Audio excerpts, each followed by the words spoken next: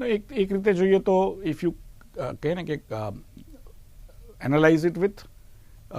જે UK India FTA થયું કે હમણાં mother of all deals EU India FTA થયું, ઓસ્ટ્રેલિયા, જાપાન એ બધા, ન્યૂઝીલેન્ડ એ બધા આપણે એફટીએ કર્યા છે, એની બી ધીરે ધીરે અસર દેખાશે. અને એમાં આજે બી અત્યારે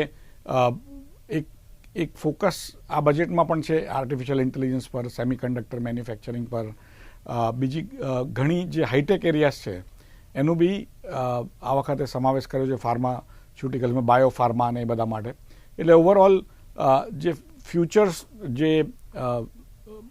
ભવિષ્યને લગતું કે અત્યારે થોડું ઇન્વેસ્ટમેન્ટ આપણે કરીએ છીએ, જે આગળ જઈને આપણને ઘણું કામમાં આવશે, ઘણી હાઈટેક એરિયાઝ ડેવલપ થશે. અને એમાં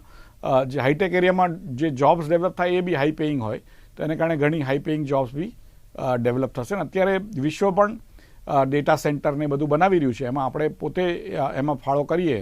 તો આપણે વિશ્વની સાથે રહીએ અને જે નવી ટેકનોલોજી આવતી હોય વિશ્વમાં એ આપણે એનું